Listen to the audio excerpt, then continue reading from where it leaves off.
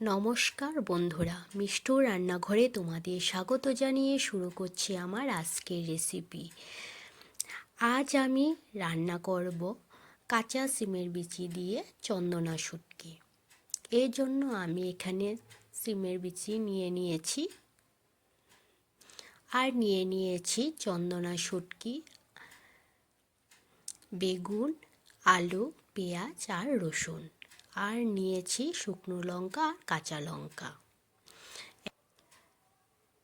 এখন আমি সিমের বিচিগুলি খোসা ছাড়িয়ে নেব।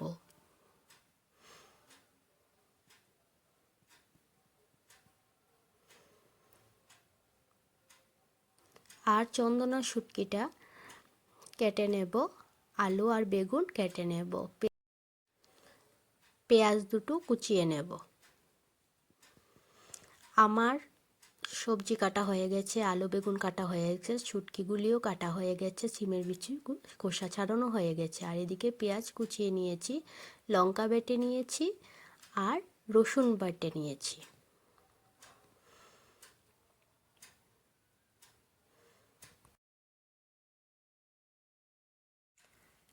সিমের বিচিগুলি সেদ্ধ করার জন্য আমি কুকারে দিয়ে দিচ্ছি। পরিমাণ মতন দিয়ে দেব জল আর লবণ। জলটা কম হলে কোনো ব্যাপার না, পরে জল দেয়া যাবে।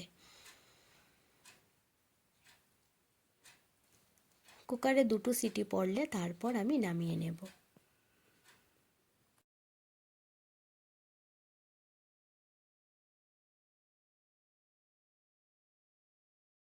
সিমের বিচিগুলি সেদ্ধ হয়ে গেছে। এখন আমি সিমের বিচিগুলিকে বাটিতে নামিয়ে নেব।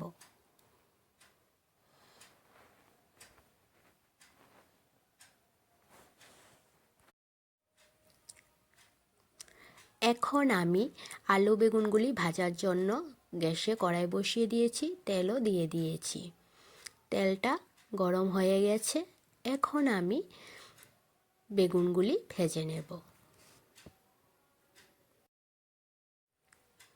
বেগুনগুলি ভাজা হয়ে গেছে। এখন আমি বেগুনগুলিকে যে বাটিতে আমি সিমের বিচিগুলি ঢেলে দিয়েছি, এই বাটিতে আমি বেগুনগুলি এখন নামিয়ে নেব। তারপর এই তেলে আমি আলুগুলি ভেজে নেব।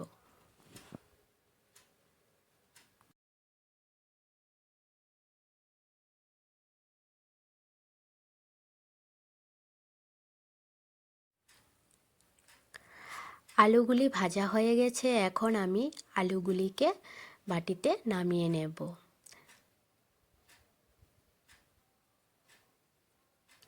এই তেলে আরও কিছু পরিমাণ তেল দিয়ে দিলাম শুটকিগুলি ভাজার জন্য।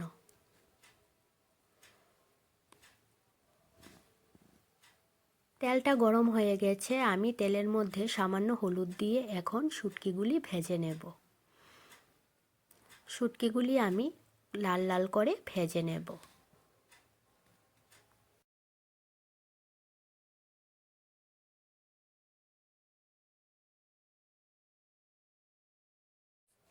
শুটকিগুলি আমার ভাজা হয়ে গেছে। এখন আমি দিয়ে দেব পেঁয়াজ কুচি। পেঁয়াজ কুচি দেওয়ার পর পেঁয়াজ কুচিগুলিকে আমি ভালোভাবে ভেজে নেব।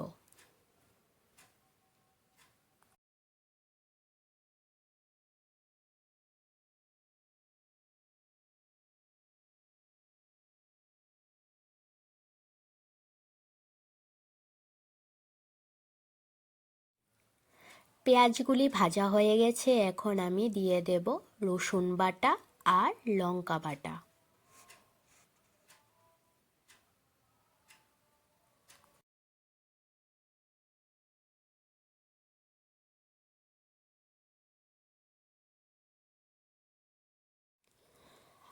রসুন বাটা লঙ্কা বাটা দেওয়ার পর আমি এখন মশলাটাকে ভালোভাবে কষিয়ে নেব।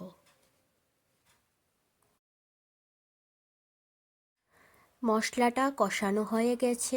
এখন আমি দিয়ে দেব সেদ্ধ করা সিমের বিচি আর আলু বেগুন ভেজে রেখেছিলাম, সেটা ঢেলে দেব। তারপর দিয়ে দেব আমি সামান্য হলুদ।